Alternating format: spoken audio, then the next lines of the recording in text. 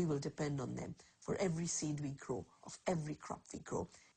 If they control seed, they control food. They know it. It's strategic. It's more powerful than bombs. It's more powerful than guns.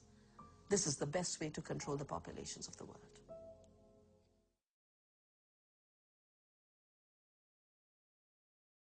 Let me assure you that absolutely nothing that I'm going to tell you is exaggerated, is interpolated, or is imagined. Everything I'm going to tell you is documented.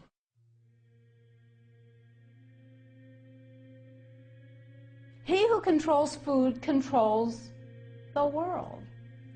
Well, they said in 1962, we're going to work toward total global implementation of Codex Alimentarius on December 31st, 2009.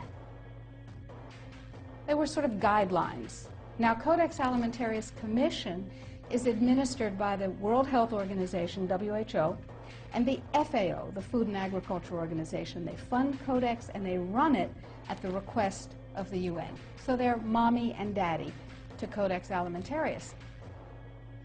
In 1994, Codex, with no notice here in this country whatsoever, declared nutrients, put on your intellectual seatbelts, declared nutrients to be toxins. They're poisons. Under Codex, every dairy cow on the planet must be treated with Monsanto's recombinant bovine growth hormone. Furthermore, under Codex, every animal used for food on the planet must be treated with subclinical antibiotics and must be treated with exogenous growth hormones. If you do the numbers in the WHO FAO projections, the epidemiological projections, they estimate, not I, that just the vitamin and mineral guideline alone, when it goes into global implementation on December 31st, 2009, will result in a minimum of 3 billion, that's B, bad, big, billion deaths. 1 billion through simple starvation. Those folks who die are not particularly economically successful from the point of view of the corporations, but the next 2 billion, they will die from the preventable diseases of undernutrition. Who will live? Probably those people who are wealthy enough and powerful enough to have their own pushers of clean food and nutrients. Who will live? Probably those people who are wealthy enough and powerful enough to have their own pushers of clean food and nutrients.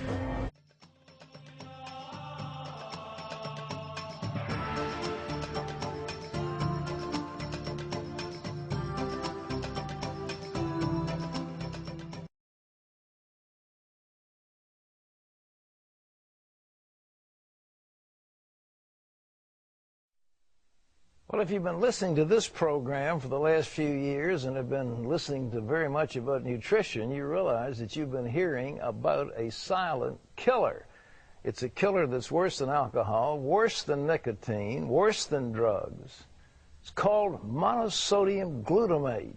And most people don't know that MSG is in thousands of processed food, often under hidden name, probably in your kitchen cabinets.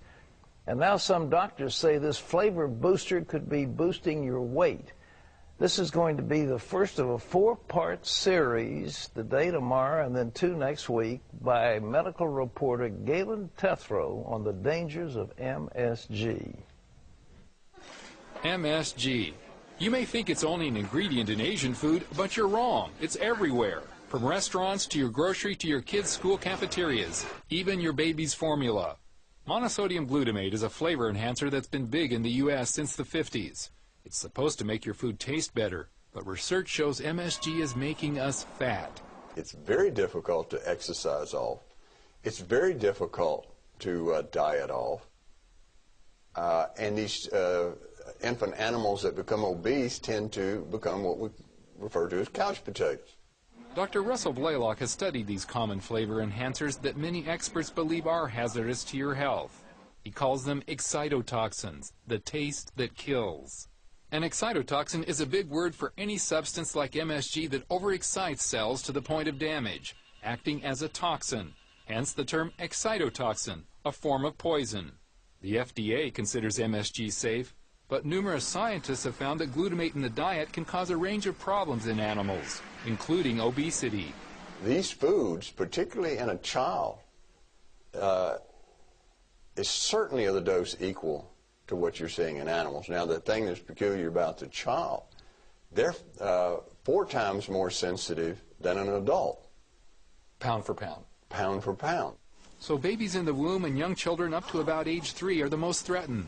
That means expectant mothers may need to be mindful of their diets. And when the babies are born, moms may want to watch out for formula. Nearly all formulas contain processed milk or soy protein. Because of the processing, these proteins are broken down into MSG and related excitotoxins.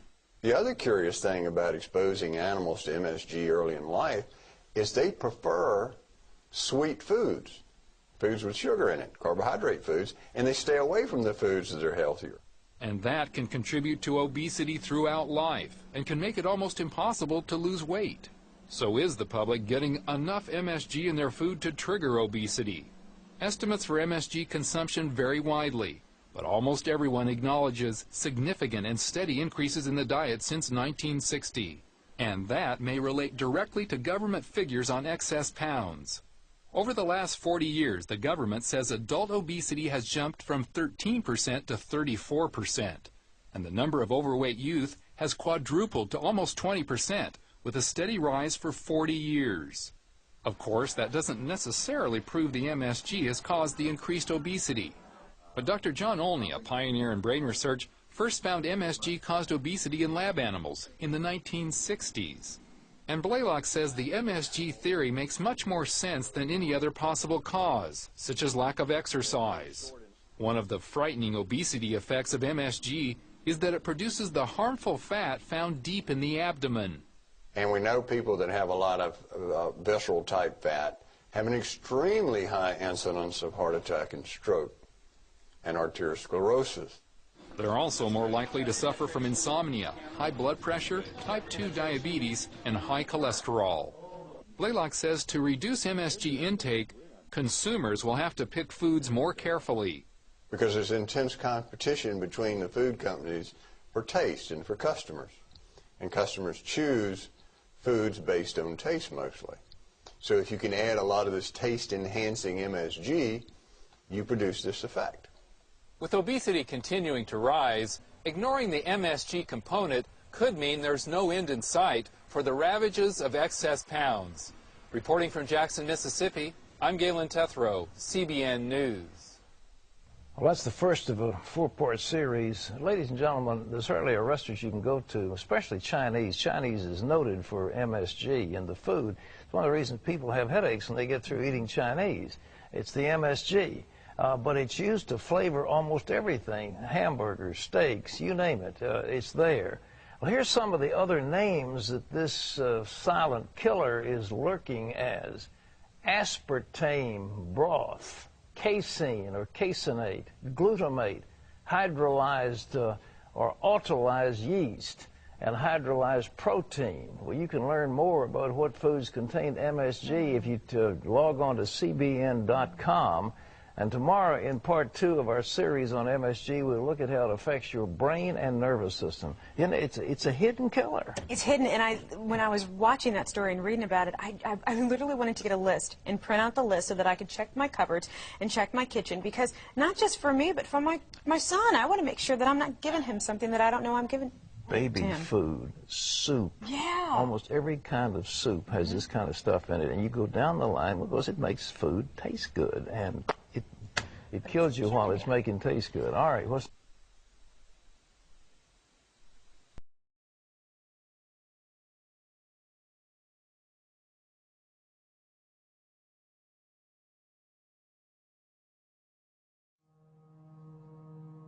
Every genetic engineer I've talked to who worked at these large companies said that in the different studies of GMO potatoes, rice, you name it, that there would be the side effect of reducing fertility in the rodents, the rats, the mice, the guinea pigs that they tested it on. Those that ate the genetically engineered soy, they didn't actually show the problems in the first generation. The second generation was slower growth, slower onset for maturity, but by the third generation, that's when nearly all of the adults had lost the ability to have babies. And then later in primate studies with monkeys and apes, the same thing happened. And that along with the public trait that these organisms are being engineered for, there are other traits quietly being built in as a Trojan horse that cause biological changes in the body, that increase cancer, that reduce fertility. And these developments are a lot further along than the public has even been told. The information is available, but it's not an issue that gets a lot of media play.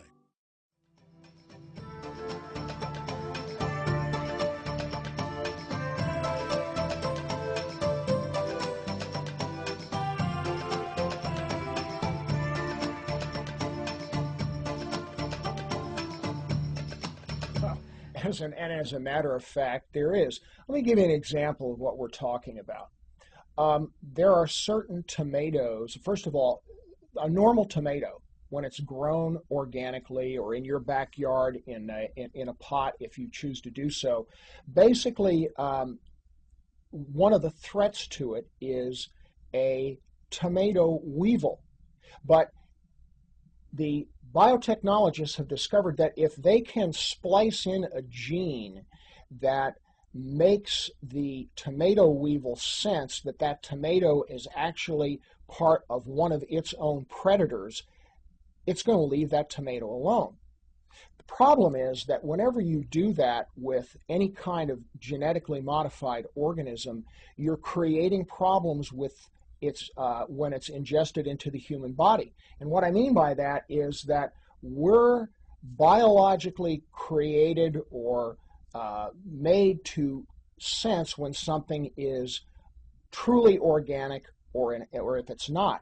And if you're finding something that is kind of a mixture, if you will, of these substances, the body's immune system senses that as other and starts to attack. And ultimately, it can attack itself, and it can be the root cause of many autoimmune disorders where the body literally starts to destroy itself. And let me just point out, when you say add these, as opposed to a hybrid, say you're doing a hybrid tomato or a hybrid strawberry, a hybrid is actually breeding one kind of tomato with another kind of tomato.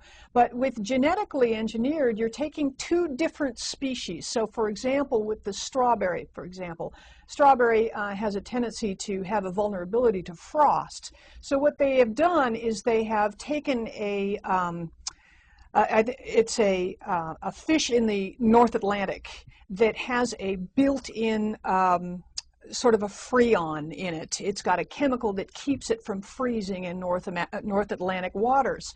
So what they've done is take the gene from that fish and they've spliced it in to the genes of the strawberry so that the strawberry is now not vulnerable to frost. Yep. Now, as you say, you know, we're sort of creating Frankenstein food, and by doing that, we really do not know how our body's immune system, which genetically has been sort of carried on from ancestor to ancestor to identify friend and foe. Now we're introducing new types of protein configurations in these new foods. And we are concerned, and there is a major concern. I know you in your practice and myself in my practice, I do a lot of allergy testing and food allergy sensitivities. And it is amazing the kinds of food sensitivities that's coming back in these lab reports. I mean, people are suddenly sensitive to lettuce, or food sensitivities to very, very benign, what would be traditionally not considered hyperallergenic foods. They're becoming more sensitive and more allergic to these foods. And so we don't know where this is going to go. And it is Big Corp such as companies such as Monsanto and companies like that, that are really pushing the political envelope to make sure that they have the upper hand in the industry. Absolutely, and that brings up. Now, before we get to the debate, I've got to tell you about one story. The FDA is currently in the process of approving the first genetically engineered animal for human consumption. It's a super salmon. The FDA will hold a public hearing in September on whether the salmon should be labeled as genetically modified if they allow it on the market. And that's considered a key issue, and whether the public will actually buy the fish and have it showing up on their dinner plates. The salmon's being developed by Aqua Bounty Technologies of Massachusetts. And get this, it grows to the market size weight in just half of the usual time. And there's a reason for its quick growth.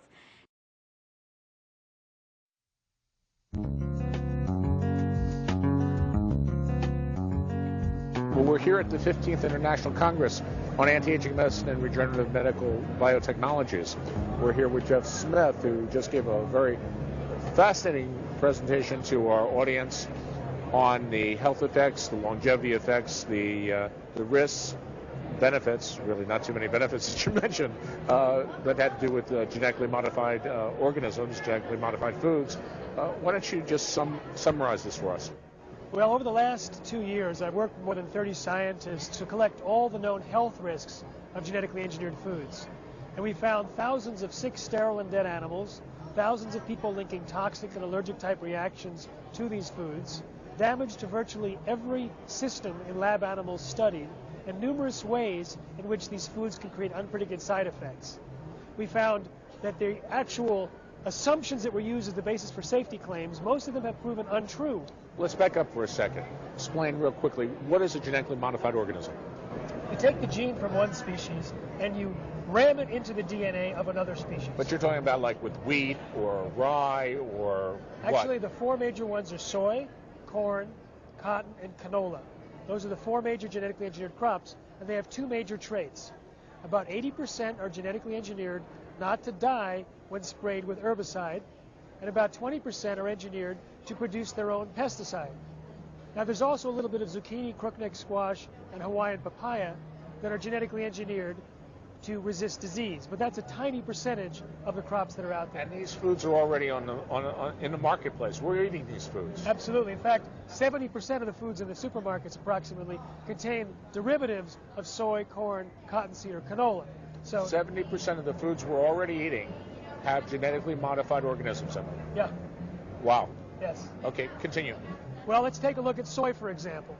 Now, soon after genetically engineered soy was introduced to the UK, soy allergies skyrocketed by 50%. We know that the actual genetically engineered soy has much higher levels of a known allergen, trypsin inhibitor. It has new proteins in it that have allergenic properties. It also has an effect of reducing the amount of digestive enzymes in the pancreas in mice, which could cause a reduction in the speed of breakdown of proteins, which can make them more allergenic. It has more herbicide residues, which also might cause reactions. Now, when genetically modified soy was fed to mice and rabbits, they had damage in virtually every organ that was studied. And what was particularly interesting was that the young sperm cells were altered, the embryos were altered, and when rats were fed genetically engineered soy, more than 50% of the offspring died within 3 weeks. Wait a second here. So how on earth can you have a food that causes so many adverse side effects in the laboratory testing, make it past FDA and governmental regulatory agencies when they are like flies on cotton candy at the state fair when it comes to any nutritional product, supposedly any drugs, though we know that that's not always the case, but where their job, 100% of their job is spent on looking for side effects, adverse reactions, and to keep the food and the drug supply of this country safe. How could these things get past them when it's so obviously dangerous? Well, the FDA has no safety test requirements for genetically engineered foods. Why not? Because in 1992, they came up with a policy, and in the policy it had a statement that said the agency is not aware of any information showing that these foods created from these new methods differ in any meaningful or uniform way. On that basis, they said the companies themselves could determine if the foods are safe. They don't even have to tell us if they're introducing a genetically engineered food into the market. Now, 7 years later, 44,000 documents were made public from the internal files of the FDA, showing that that sentence was a lie.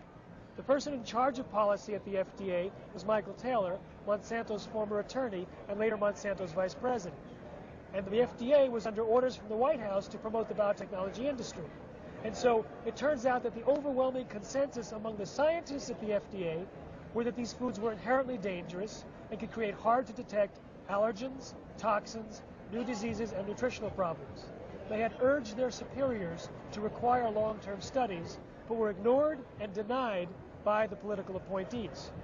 Now, years later, those untested assumptions that were used as the basis for safety approvals turned out to be untrue. Whose White House was it? Is this the Clinton administration? First Bush administration. The first Bush administration. Right. Oh, surprise, surprise. What can viewers of this video do? What can the general public do? I watch the video, I'm like aghast. I won't be able to eat another burrito as long as I live. What on earth can I do about it? Two things. First, avoid eating genetically engineered foods, and here's how. 3 choices. Buy organic, buy products that say non-GMO or are on non-GMO shopping guides. Or 3, avoid products that are at risk in the labels. So, if you pick up a tomato sauce and it has soybean oil and high fructose corn syrup, put that back and take the tomato sauce that has olive oil, which is not genetically engineered. So learn, and you can go to spend in Europe as a model for here. In 1 week, following the announcement of Unilever committing publicly to remove genetically engineered ingredients from its European brands, virtually every major manufacturer followed suit with the same commitment for the European brands because that had reached the tipping point of consumer concern.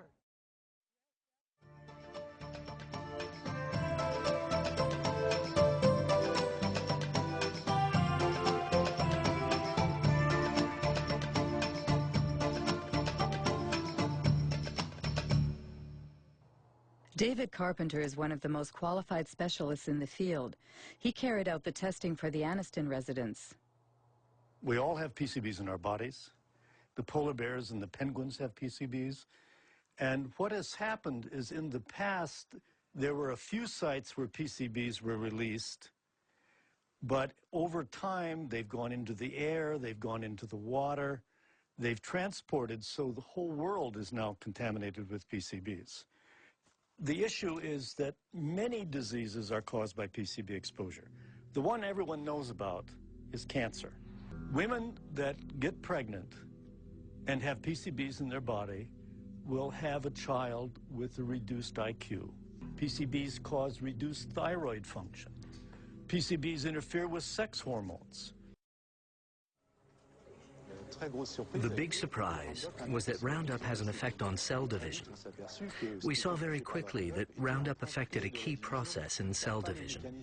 Not the cell division mechanisms themselves, but those which control cell division. You have to understand how cells become cancerous. In the beginning, all cells are benign, and then at a certain point, modifications take place in the cells that make them unstable from a genetic point of view. This is the first malfunction that we observed with Roundup. It is for that reason that we consider that Roundup provokes the first stages that lead to cancer. We're careful not to say it provokes cancer, because we won't see the cancers develop for 30 or 40 years. It was immediately clear how important these findings were for product users, especially since the tested doses were well below those which people normally use, and we said to ourselves, gosh, we really have to let the public know about the dangers as quickly as we can. And I thought the best way to do that was to talk to my administration. But there, I was shocked, very, very shocked, because I was ordered, rather, not to communicate our findings due to the GMO question lurking in the background. They must have been thoroughly tested before being put on the market. Who was the Secretary of Agriculture at the time? Dan Glickman, Bill Clinton's ag secretary from 1995 to 2000.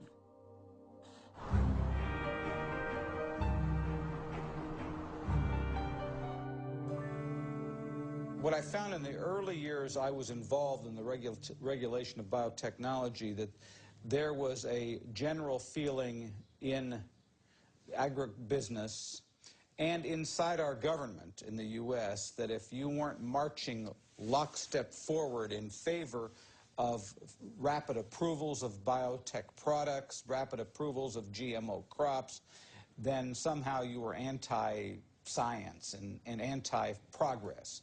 Well, I think that, frankly, there were a lot of folks in industrial agriculture who didn't want as much analysis as probably we should have had because they had made a huge amount of investments in the product. I mean, I think that, and certainly when I became secretary, given the fact that I was in charge of the department regulating agriculture, I had a lot of pressure on me not to push the issue too far, so to speak. But I would say even when I opened my mouth in the Clinton administration, I got slapped around a little bit by not only the industry, but also some of the people, even in the administration. In fact, I made a speech once where saying that we needed to more thoughtfully think through the regulatory issues on GMOs.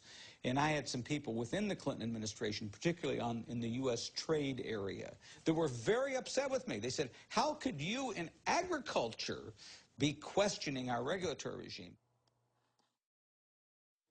The reason why GM crops are here is based on a deception that occurred in the FDA. They said that these foods are not different. They use the word substantially equivalent. They use the word not meaningfully or uniformly different. And what that turned into was a terminology called generally recognized as safe, or GRAS. Typically, if something is to be considered generally recognized as safe, it needs lots of peer-reviewed published studies and an overwhelming consensus among the scientific community. With GM crops, they had neither.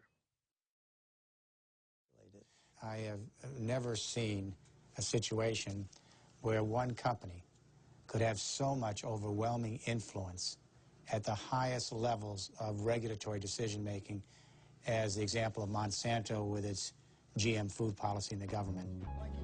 Exceptional news footage actually shows George Bush Sr. visiting Monsanto's research facility 9 years before Roundup-ready soybeans were first sold. What I'd like to do today is show you some of the steps we go. So Monsanto played that game very well, both the political game and the regulatory game. They played a key role in bovine growth hormone in getting that thing approved, and also in how genetic engineering was dealt with. Michael Hansen has just mentioned bovine growth hormone. What's that? It's a transgenic hormone that's injected into cows, increasing dairy production by 20%. It would be an understatement to say that it had critics. The hormone threatens our health. Deadly poison. Manipulation. Called RBGH for recombinant bovine growth hormone, Monsanto began selling it to dairy farmers in 1994 under the brand name Posilac.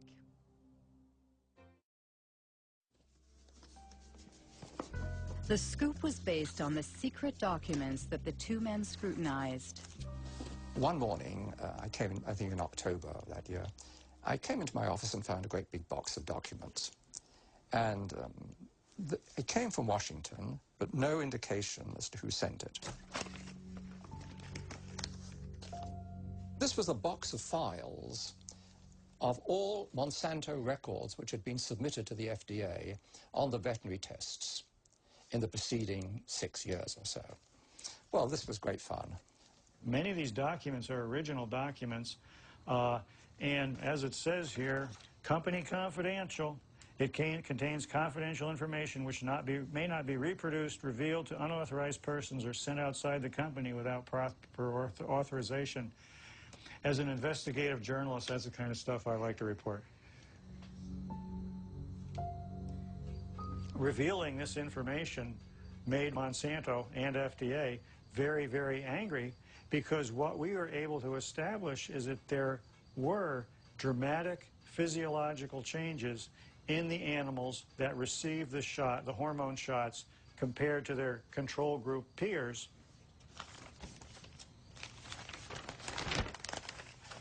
For example, we see the ovaries of the cows receiving the synthetic hormone in the different treatment groups were, for the right ovaries, 34% larger, 42% larger, and 44% larger. Elsewhere in the stolen files, it shows how there were severe problems with the reproduction of these treated animals. The reason the FDA approved it is it appeared to be that there was a lot of people that used to work at, had key positions that had worked for Monsanto, came over to the FDA and managed to get the FDA to approve it. It's revolving doors that move up. It's kind of like a double helix, a spiral. Revolving door? Yes, revolving door. The revolving door is not just in agriculture. It tends to be in many, many areas. Donald Rumsfeld was the CEO of Searle, which was a Monsanto subsidiary. The former U.S. Trade Ambassador, Mickey Cantor, ended up on Monsanto's board. Supreme Court Judge Clarence Thomas used to work for Monsanto. Monsanto.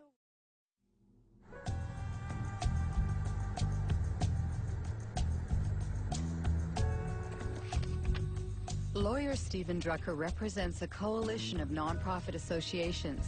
He sued the FDA, forcing it to declassify its internal files on GMOs. We received over 44,000 pages from the FDA's own files, and they revealed that the FDA has been lying to the world since 1992, if not before. But they continue to lie. They are still lying. They claim that there's an overwhelming consensus in the scientific community that genetically engineered foods are as safe as their conventionally produced counterparts, and they claim that there has been sufficient data to back up this consensus. Both of those claims are blatant lies. Even before the consistent warnings in the memos from the FDA's own scientists, the FDA had very clear warning, because the very first genetically engineered food supplement that came to market in the United States caused a major epidemic that killed dozens of people and made hundreds and hundreds sick. It caused an epidemic of an unusual disease called EMS. Right. And how many people died? Right, but we have many... 37. And more than 1,000 people disabled. Do you remember? I do remember. And you said, according to FDA administrative record, we do not yet know the cause of EMS, nor can we rule out the engineering of the organism. Did you say that, what I read? Yes. One thing is sure. Thanks to this limited study, Monsanto's GMOs have inundated the world, principally in North and South America, Asia, and Australia. After only 10 years, transgenic crops now cover 250 million acres. 70% are Roundup resistant, and 30% have been genetically modified to produce an insecticide called BT. Between 1995 and 2005, Monsanto acquired over 50 seed companies throughout the world.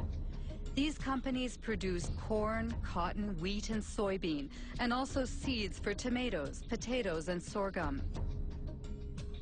Everywhere, people worry about Monsanto's monopoly, which in the long term threatens to wipe out all non-transgenic varieties. Monsanto doesn't agree and speaks only about the benefits of biotechnology, especially in developing countries like India. In 2006, the harvest was ravaged by a disease that affects transgenic cotton. How do you explain that so many farmers are buying BT seeds? See, presently the option is is getting narrower and narrower to the farmer. During the current season, even farmer wanted to go for non-BT, there was no non-BT hybrid seed available in the market.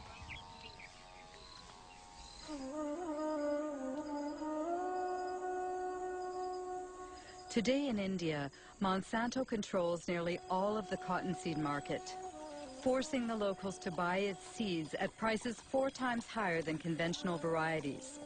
Small farmers must turn to moneylenders who charge high interest rates. If the harvest is poor, it means bankruptcy, a vicious circle which is decimating Indian villages.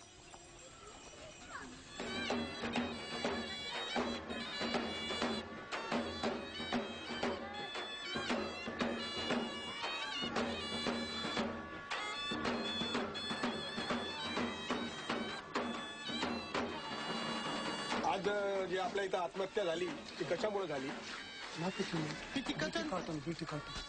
अजून काय कारण होतं कर्जबाजारी वय काय होतं 25 हा ही consumed pesticide 1 litre pesticide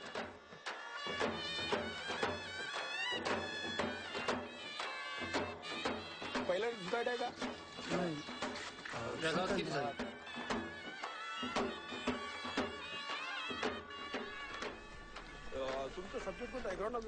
Tragedies like the one we've just witnessed occur 3 times a day in the Vidarbha region, where BT cotton was introduced in 2005. Of course, cotton farmers committing suicide is not new in India, but the GM crops are causing it to skyrocket. However, in this battle that pits David against Goliath, few dare to publicly denounce this international scandal.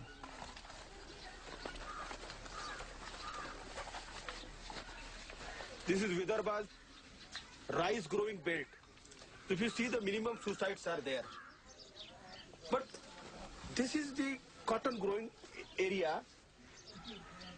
The result of the BT cotton is, the first year 600 suicides from June 2005 to June 2006. Second year, still today, within 6 months, 680 suicides. So, it's a disaster. It's a complete disaster, yes. All these technologies, either it is GM or biotechnology, they are actually making the farmers completely dependent on the market. Because not only that you have to pay more for the seed procurement, but you have to fertilize it. And this very claim that no spraying is required, no pesticide required, is also false. When Monsanto claims in advertising that GM crops are adapted for small farmers, what do you think it's? Our experience shows that it is completely false. It's completely false. It's a lie.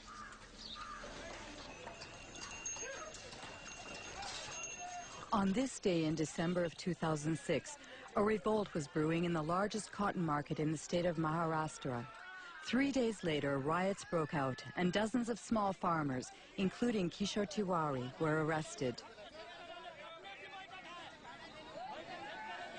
बहुत कम भाव में ले रहे माल और काश्तकार करके परेशान हो रहे तुमचं किती आहे कर्ज 32,000 rupees a day तुमचं 60,000 rupees a day तुमचं 50,000 rupees a day 20,000 rupees a day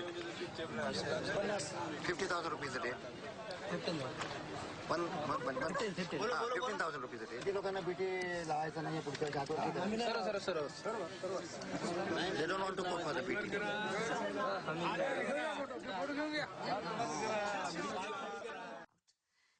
They've always said genetic engineering is the way to get to patenting, but patenting is the real aim.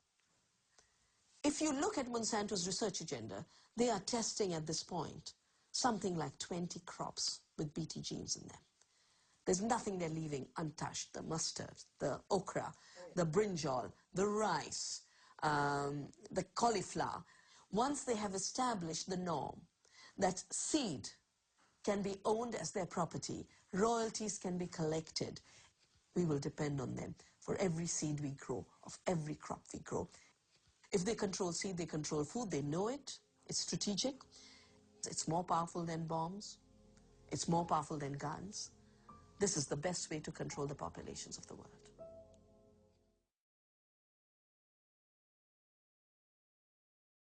Let me assure you that absolutely nothing that I'm going to tell you is exaggerated, is interpolated, or is imagined. Everything I'm going to tell you is documented.